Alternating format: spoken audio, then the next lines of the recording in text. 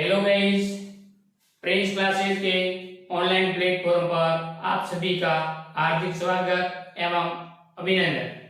दोस्तों, आज हम एक नए टॉपिक की बात करेंगे कि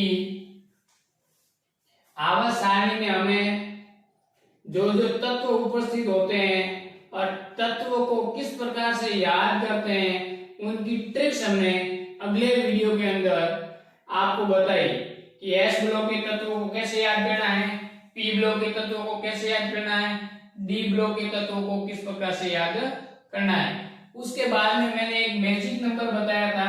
उस मैजिक नंबर के द्वारा किसी भी तत्व का परमाणु क्रमांक हम वर्ग के अंदर आसानी से ज्ञात कर सकते हैं, यदि प्रथम वर्ग का परमाणु क्रमांक हमें 10 तक याद है। उसके बाद में आज हम बात करेंगे इलेक्ट्रॉनिक विन्यास। आज हम नए टॉपिक की बात करेंगे और वो टॉपिक है इलेक्ट्रॉनिक विन्यास। इलेक्ट्रॉनिक विन्यास तत्वों को किस प्रकार से भरा जाता है, इसके बारे में हम बात करेंगे। आपको कोई तत्व दिया गया हो और आपको उसका इलेक्ट्रॉनिक विन्यास लिखना हो, तो इलेक्ट्रॉनिक विन्यास किस प्रकार से लिखेंगे उसके बारे में आज विस्तार से बात करेंगे। लेकिन उससे पहले हम प्रत्येक वर्ग, प्रत्येक कोष के अंदर कितने कितने तत्व आते हैं और पहला तत्व कौन सा है और उस आवर्त के अंदर लास्ट वाला तत्व कौन सा है, इसके बारे में 2 मिनट का समय मैं लूंगा।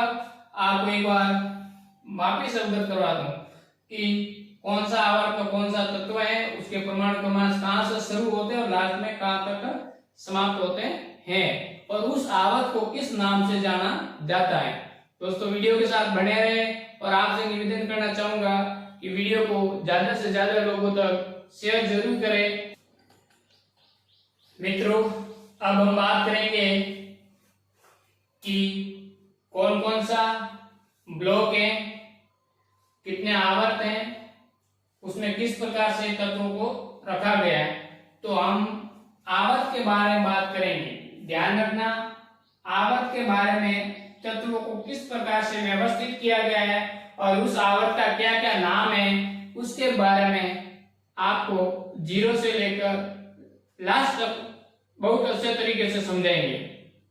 दोस्तों, आवर्त कितने होते हैं? आवर्त सारणी में आप सभी को पता है कि आवर्त सारणी के अंदर आवर्त कितने हैं? 7। 1 2 3 4 5 6 7। यानी आवर्त सारणी, आधुनिक आवर्त सारणी के अंदर आवर्त कितने होते हैं? 7, जो कि आपके सामने लिखा हुआ है।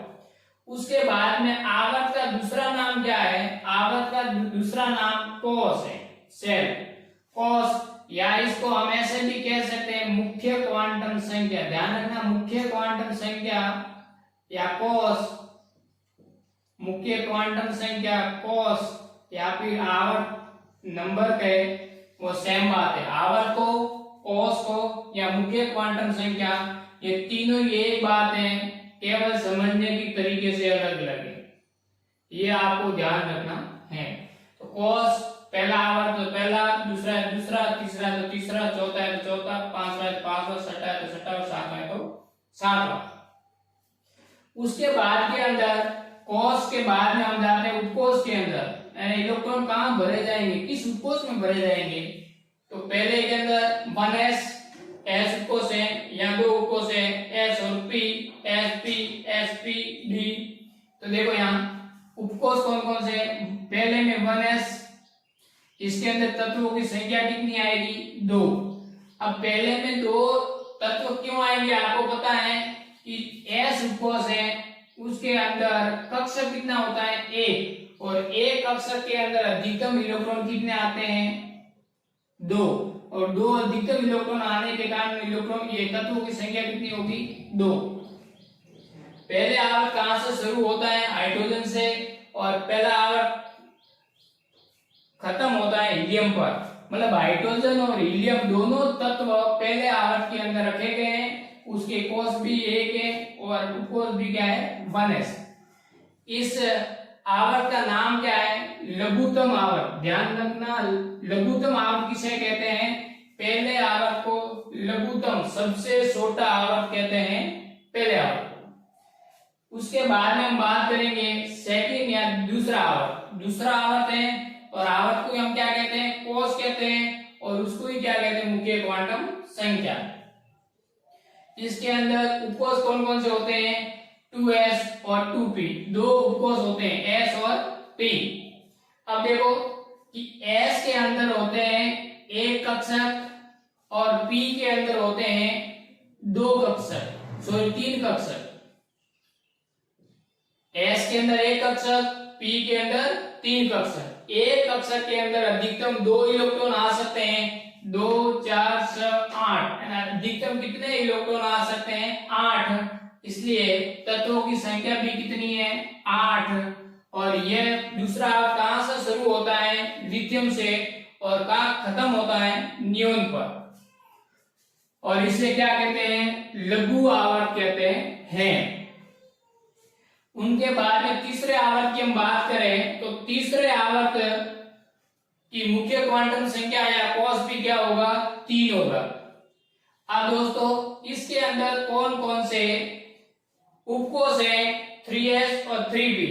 यहां समझा है s के अंदर कितने कक्षक होते हैं, 1, और p के अंदर कितने कक्षक होते हैं, 3। अधिकतम कितने इलेक्ट्रॉन आएंगे इन दोनों में, 8। तो तत्वों की संख्या भी कितनी होगी, 8।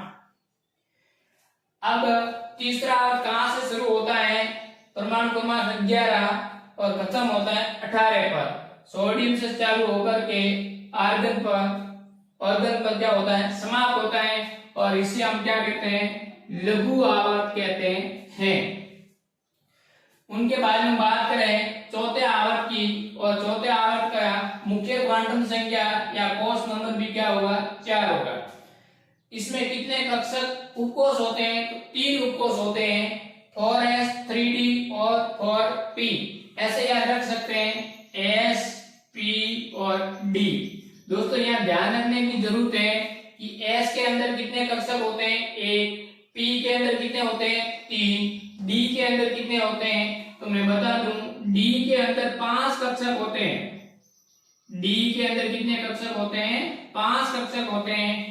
तो ये 1 कक्षक और 3 4, 4 और 5 9, और 9 कक्षकों में एक में अधिकतम 2 इलेक्ट्रॉन आते हैं, तो 9 के अंदर कितने आएंगे, 18। इसलिए इस चौथे आवर्त के अंदर तत्व कितने होंगे, 18। अब हम बात करें कि चौथा तत्व कौन से परमाणु क्रमांक से चालू होता है। परमाणु क्रमांक 19 पोटेशियम से चालू होता है, और परमाणु क्रमांक 37 क्रिप्टॉन पर यह समाप्त होता है। दोस्तों इसे हम कहते हैं दीर्घ आवर्त। क्या कहते हैं, दीर्घ आवर्त। तो उसके बाद हम बात करेंगे आवर्त नंबर 5 की। आवर्त नंबर 5, इसकी मुख्य क्वांटम संख्या या कोष भी क्या होता है, 5 होता है। इसमें 3 उपकोष होते हैं, 5s 4d और 5p। आप जानते हैं कि s के अंदर कितने इलेक्ट्रॉन आते हैं, 2, और d के अंदर 10, 2 और 10 12, और p के अंदर 6, टोटल कितने होंगे, 18। तो यहाँ तत्वों की संख्या भी क्या होगी, 18। अब ये जो 5वां आवर्त है वो 37 परमाणु क्रमांक रुबिडियम से चालू होकर के परमाणु क्रमांक 54 जीनोन पर क्या होता है, समाप्त होता है। और इसे हम कहते हैं दीर्घ आवर्त। क्या कहते हैं, दीर्घ आवर्त। उनके बारे में बात करेंगे ये आवर्त नंबर 6। आवर्त नंबर 6 में मुख्य क्वांटम संख्या या कोष का नाम भी क्या है, 6। और उपकोष की बात करें तो आवर्त नंबर 6 में कितने उपकोष होते हैं, 4 उपकोष होते हैं। कितने होते हैं, 4। कौन कौन से, 6s 4f 5d और 6p। दोस्तों आप जानते हैं s के अंदर 2 इलेक्ट्रॉन आते हैं, p के अंदर 6 इलेक्ट्रॉन आते हैं, d के अंदर 10 इलेक्ट्रॉन आते हैं, f के अंदर अधिकतम कितने इलेक्ट्रॉन आते हैं। तो आपको ध्यान होना चाहिए कि f के अंदर कितने कक्षक होते हैं, तो कक्षक होते हैं 7। कितने कक्षक होते हैं, 7 कक्षक होते हैं। और 7 के अंदर अधिकतम कितने इलेक्ट्रॉन आएंगे, 1 के अंदर 2, तो 7 के अंदर 14।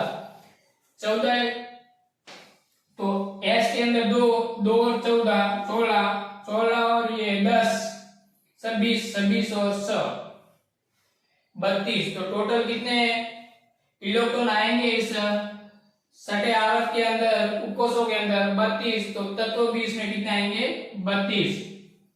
अब ये कहां से शुरू होता है आवर्त, परमाणु क्रमांक 55 सीजियम से, और समाप्त होता है परमाणु क्रमांक 86 एडोन पर, और इसे कहते हैं दीर्घतम आवर्त। ध्यान रखना है, लघुतम आवर्त पहले आवर्त को कहते हैं, लेकिन दीर्घतम आवर्त है वो सेकंड लास्ट यानी छठे आवर्त को कहते हैं। उनके बाद में बात करेंगे सातवें आवर्त के बारे में। सातवां आवर्त मुख्य क्वांटम संख्या या कोष सेल 7 होगा, और उपकोष की बात करें तो उपकोष इसमें कितने होंगे आप ध्यान दें, 7s 5p और 6d। दोस्तों यहाँ पर p एब्सेंट है, p कहीं पर नहीं है, p क्या है एब्सेंट है। एब्सेंट होने का कारण क्या है कि p तत्वों की अभी खोज नहीं हुई आधुनिक आवर्त सारणी के अंदर। तो सातवें आवर्त के अंदर उपकोष होते हैं 3, 7s 5f 6d, और यहाँ जानते हैं s के अंदर कितने इलेक्ट्रॉन आते हैं 2, f के अंदर 14, 16 और d के अंदर 10, 16 और 10 हो जाएंगे 26। यहाँ कितने तत्व आएंगे 26। तो ये परमाणु क्रमांक 87 फ्रांसिस से चालू होकर के 112 परमाणु क्रमांक पर समाप्त होता है कौन सा, सातवां आवर्त। और इसे हम क्या कहते हैं अपूर्ण आवर्त कहते हैं, क्योंकि एफ ब्लॉक के जो तत्व हैं उनकी खोज अभी नहीं हुई है। इनका भी आपको ध्यान रखना है। यहां तक दोस्तों आप समझ गए होंगे कि कौन सा आवर्त है, उसको किस नाम से जानते हैं, कहां से शुरू होता है, कहां समाप्त होता है, और उसके अंदर कितने तत्व आते हैं, और उसके अंदर क्या उपकोष होते हैं, एस पी और डी के उपकोष के अंदर कितने कक्षक होते हैं, और कक्षक के अंदर कितने इलेक्ट्रॉन आते हैं, ये आप जान चुके हो। अब दोस्तों कल मैंने बताया था अगले वीडियो के अंदर मैजिक नंबर, वो मैजिक नंबर किस प्रकार से काम करता है उनके बारे में हम बात करेंगे। आवर्त नंबर पहले के जो तत्व है वो आपको याद है, तो अधिकतम आपको 2 आवर्तों के तत्वों को याद करना जरूरी होता है, पहला आवर्त और दूसरा आवर्त। अगले के परमाणु क्रमांक हम आसानी से निकाल सकते हैं। किस प्रकार से निकालेंगे उसकी बात करें।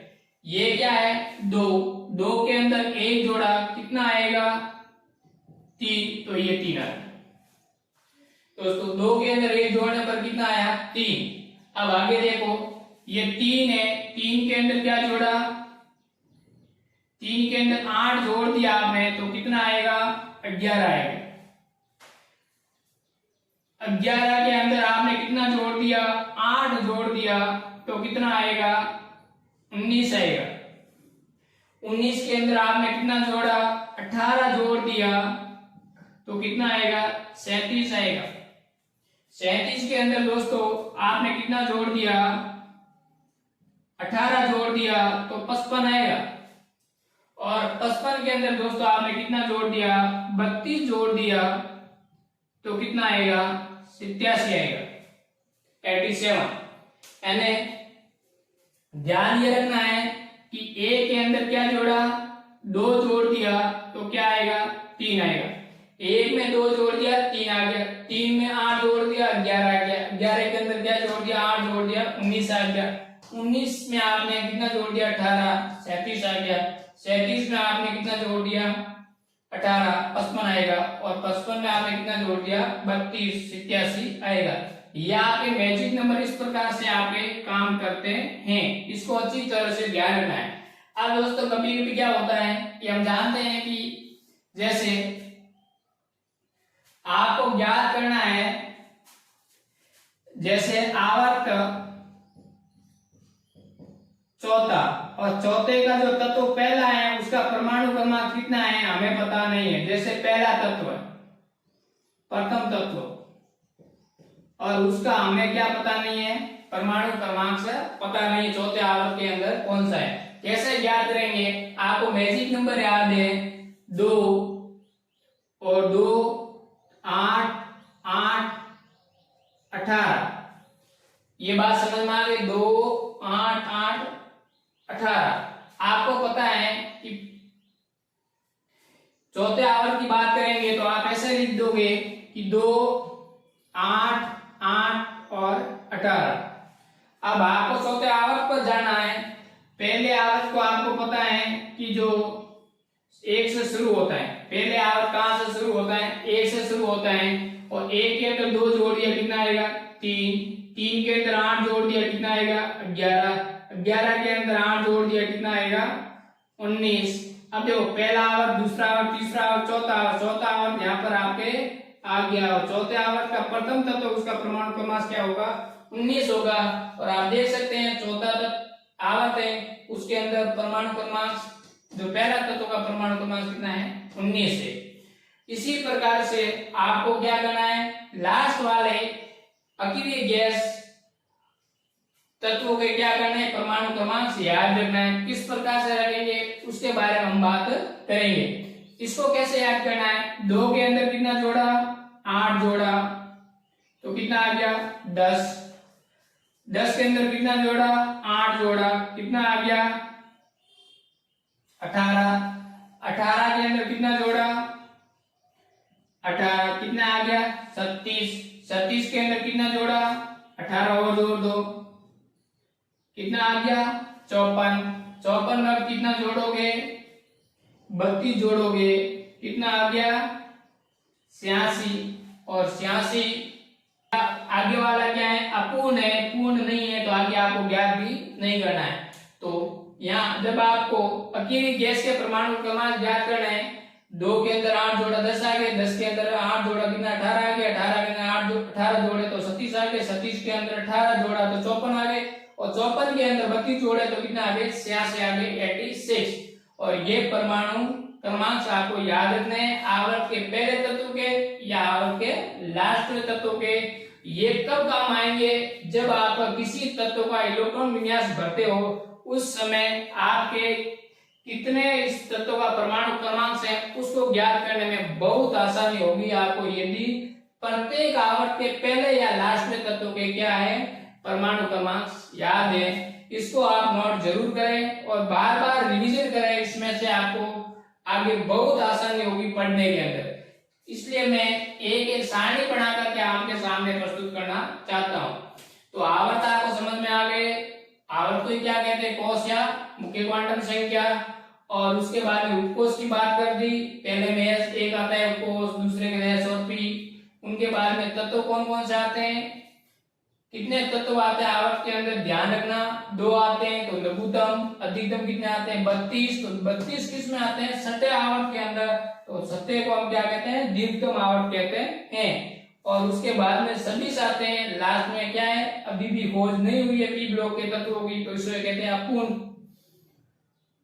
आवर्त। अब दोस्तों होता क्या है, जब हम एग्जाम में बैठते हैं और आज सामने सवाल आता है कि निम्न में से कौन सा आवर्त को हम दीर्घतम आवर्त कहते हैं, पहला, पांचवा, छठा, सातवां। तो हमारे मन में होता है पहला होता है लघुतम, लघु, लघु, दीर्घ, दीर्घ और दीर्घतम और दीर्घतम, और यहाँ हम क्या करके आते हैं दीर्घतम। लेकिन इसके साथ आवर्त को क्या कहते हैं अपूर्ण आवर्त कहते हैं, आपको याद रखना है, नोट लगा देना है। दीर्घतम किसे कहते हैं और लघुतम किसे कहते हैं। लघुतम हम पहले आवर्त को कहते हैं, दीर्घतम छठे आवर्त को कहते हैं, क्योंकि साथ आवर्त को क्या कहते हैं अपूर्ण आवर्त कहते हैं, क्योंकि पी ब्लॉक के तत्वों की खोज अभी नहीं हुई है। तो याद रखना है दीर्घतम, लघुतम, दीर्घतम, लघु, लघु, दीर्घ, दीर्घ, 2 बार लघु है 2 बार दीर्घ। इस प्रकार से आवर्तों के नाम भी याद रखना है, कौन से तत्व आएंगे वो भी याद रखना है, उसके परमाणु क्रमांक से याद रखना है, और किस परमाणु क्रमांक से आवर्त शुरू होता है और किस परमाणु क्रमांक पर आवर्त समाप्त होता है, यहां तक आपको याद रखना है दोस्तों। अब हम बात करेंगे किसी भी तत्व का इलेक्ट्रॉन विन्यास किस प्रकार से लिखते हैं इसके बारे में। यहां तक ये सारणी समझ में आएगी तो वीडियो को एक बार लाइक जरूर करें ताकि आगे भी हम ऐसे वीडियो आपके सामने लेकर आए। क्योंकि दोस्तों जब आगे कोई कमेंट और लाइक नहीं होता है तो हम ये सोचते हैं कि बच्चों को समझ में नहीं आ रहा है। और आप जानते हो कि हम केमिस्ट्री के अंदर एमएससी हुई है तो 0 से लेकर के लास्ट तक केमिस्ट्री पढ़ा सकते हैं। केवल आपको हमें मोटिवेशन करते रहना है और हमारे पास जितना ज्ञान है इतना आपको प्राप्त करना है। कोई भी पढ़ाई के अंदर कोई कमी नहीं छोड़ेंगे, लेकिन आपको लाइक, मोटिवेशन और वीडियो को शेयर, सब्सक्राइब जरूर करें ताकि हमें एनर्जी मिलती है और आगे इससे भी ज्यादा अच्छे वीडियो लेकर आपके सामने प्रस्तुत करेंगे।